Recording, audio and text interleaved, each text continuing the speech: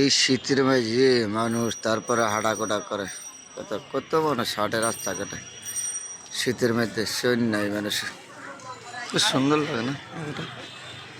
ওই যে মানুষ আমরা শীতের মধ্যে হাঁটাকোটা করে ঘুরতে আসে, কত মানুষ, তারপরে রাস্তাঘাট কেন ফাঁক নেই।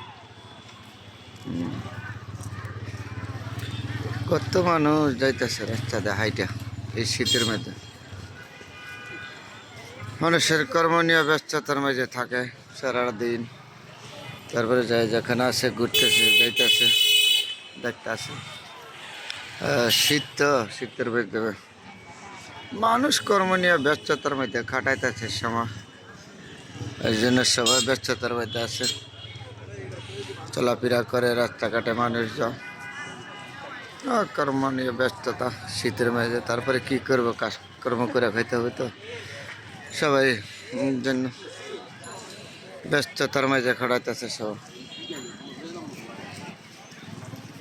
শীত থাকলে তো গরিব মেশে আর পেট বুঝে নাই, কাম করতে হবে, খাইতে হবে।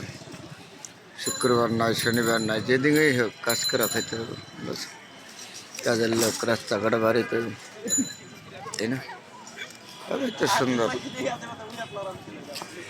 যার ধর কাজকর্ম নিয়ে ব্যস্ততার মাধ্যমে আসছে মানুষ, রাস্তাঘাটে কাম করে, চলে ফিরে। এটাই তো মানুষের জীবন, বুঝেন রে ভাই? মানুষের জীবনটা অনেক কষ্টের।